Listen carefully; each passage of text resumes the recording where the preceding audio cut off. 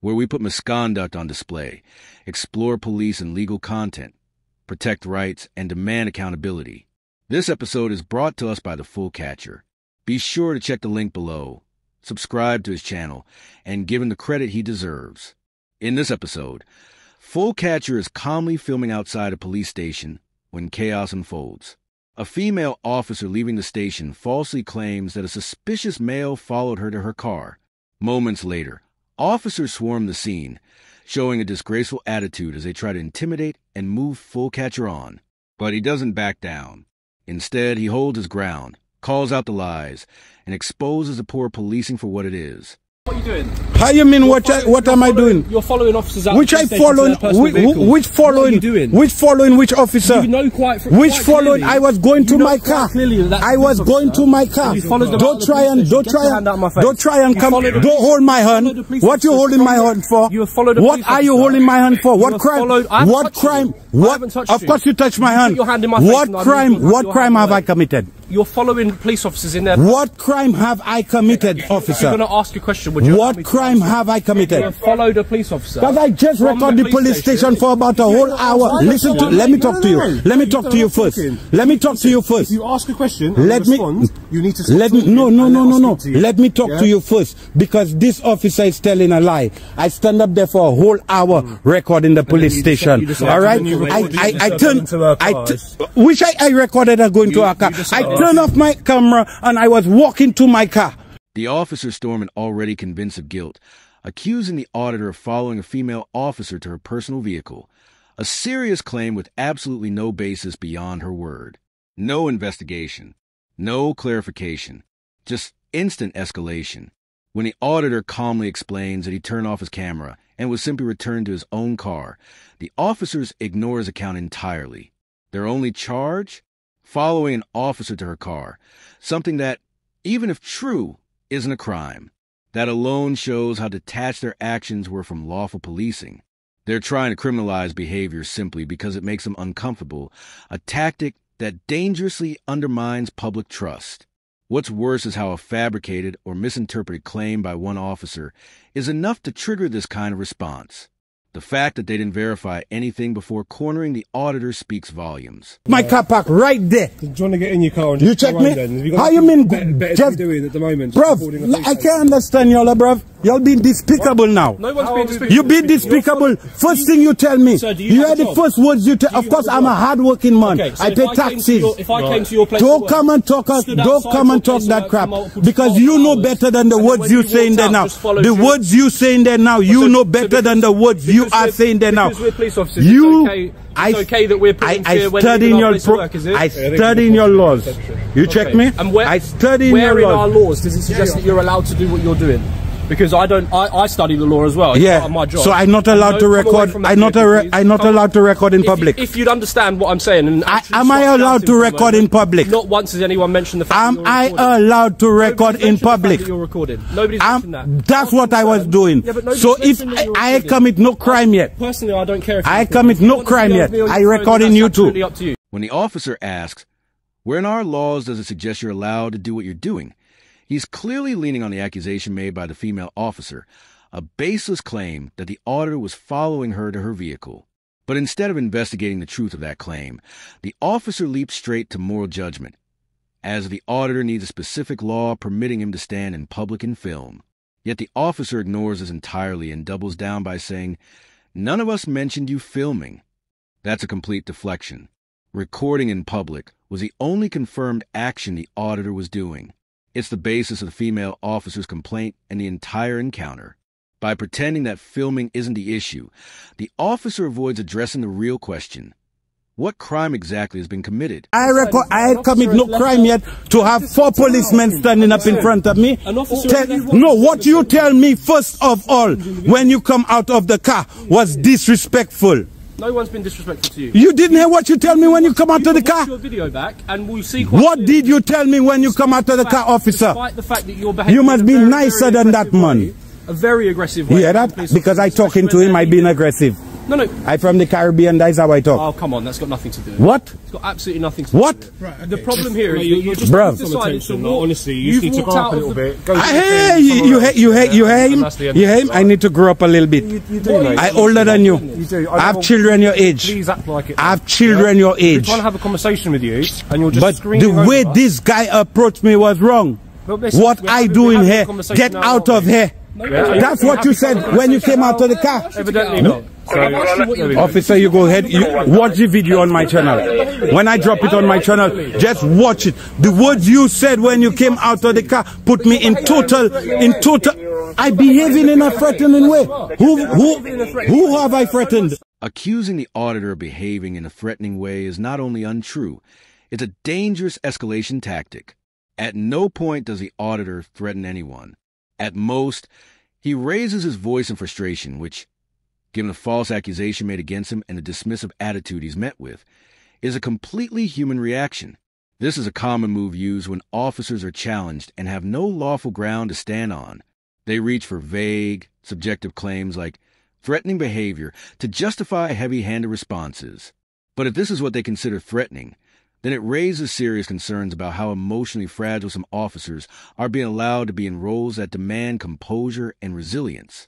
And in the context of the female officer's false report, if she truly felt intimidated by someone simply walking behind her in public, perhaps the issue isn't the auditor, but whether she's suited for a role that requires managing real conflict. Threatened you, officer. The officer can we speak to you? Have I threatened you? So you can explain it. Yeah, explain. So give us 2 seconds and explain it to you. Yeah. Without speaking to me, please, alright? Yeah. What we've been told is that an officer has left the police station. You have said to me you were outside recording. Okay? For a whole hour. Let me finish, okay? That officer's walking back to her car where you have followed her with your camera out. I never did that. That's a lie. Your perspective.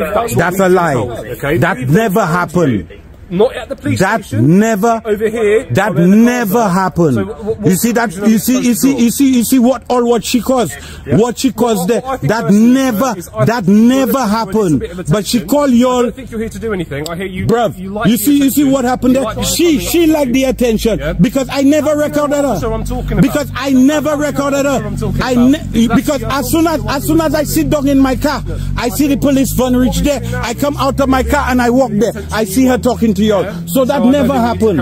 So she called y'all for something that never happened. But look at it like this, right? You've been outside the police station for a long period of time. Fair enough. You're recording, you're doing everything. But the issue is, a lone female, let's forget the fact that she's a police officer, a lone female has walked out down the road and you've walked in the same direction as her, recording. But I wasn't recording, that's the thing, brother. And she called y'all and she tell y'all I was recording. I had finished recording the police station already. I was walking to my car. This officer's logic is deeply flawed and reveals a concerning bias.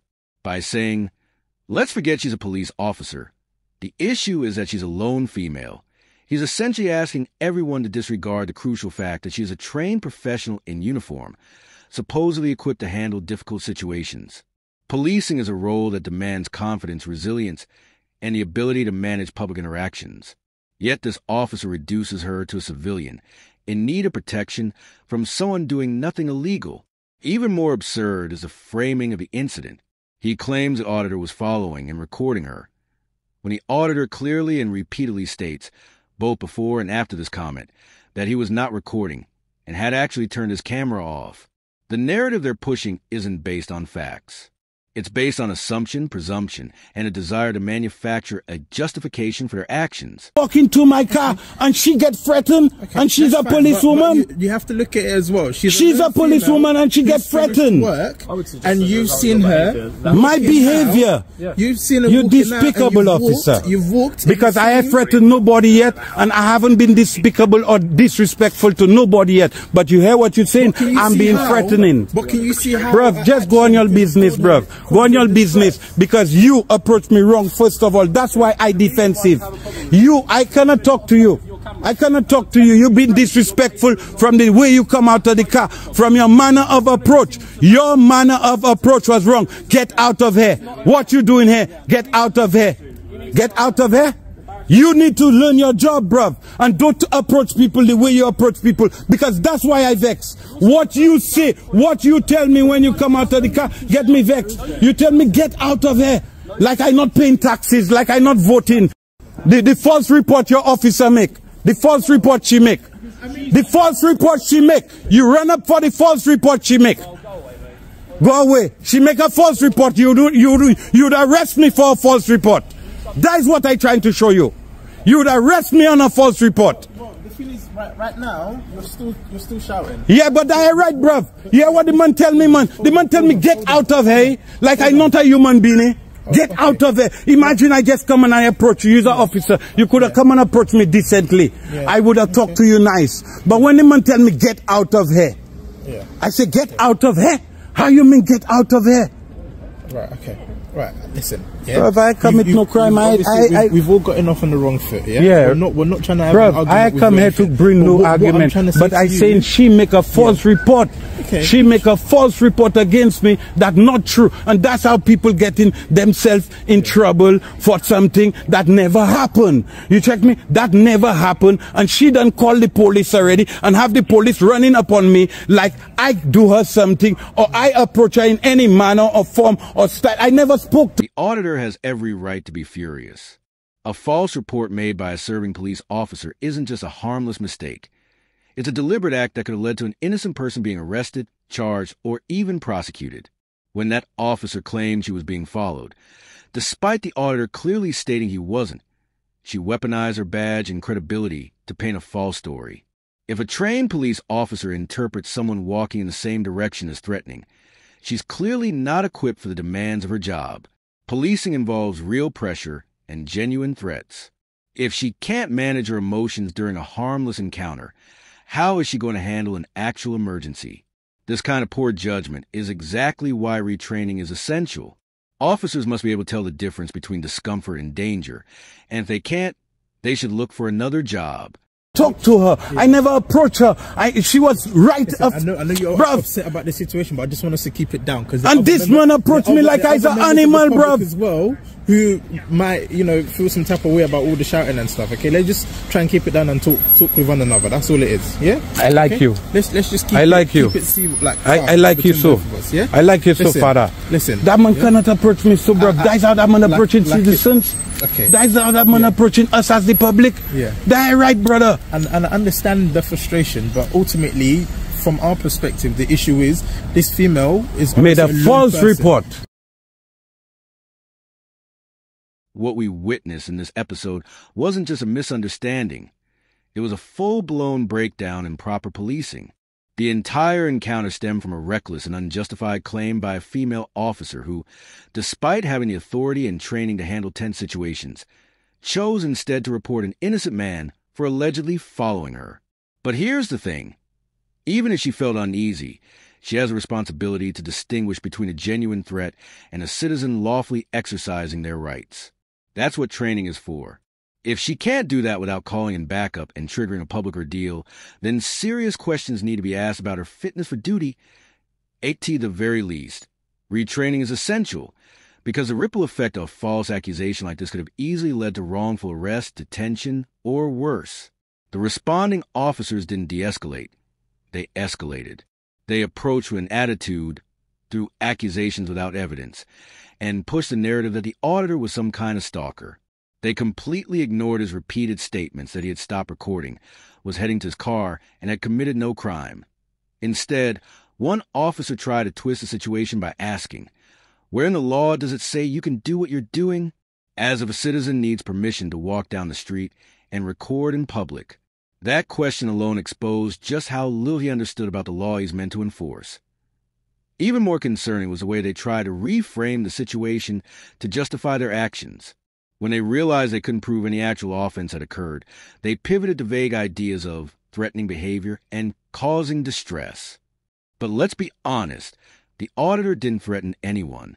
He was annoyed, yes, but rightfully so. If officers are going to use their own discomfort or embarrassment as a basis for detention or criminal suspicion, then we're in dangerous territory. A public servant cannot claim to be distressed simply because a citizen knows their rights and refuses to comply with baseless demands. The icing on the cake was when another officer tried to frame the issue around gender, saying, "Let's forget she's an officer, she's a lone female," as if that overrides the auditor's legal rights. That logic is not only flawed, it's offensive. You can't forget she's an officer because her badge gives her power and responsibility. If she's not held to a higher standard, then the whole idea of police accountability crumbles. Let's not forget, no apology was offered, no correction, just a quiet retreat. When they realized they couldn't back up their accusations, they walked away, but only after wasting time, damaging public trust, and trying to corner someone who was entirely within his rights. This interaction is a textbook example of poor policing, driven by ego, misinformation, and a desire to save face rather than seek truth. The auditor handled it brilliantly, calm when needed, assertive when pushed, and ultimately victorious. But not everyone knows their rights like this. And that's why we need people like him holding the line, keeping the cameras rolling and challenging the system when it veers off course. That's it for today's video. If you enjoyed this episode, don't forget to like, comment, and subscribe. It really helps me continue with my independent coverage. Also, don't forget to check out the Full Catcher. His channel is linked in the description. Show him some love, and thanks for watching.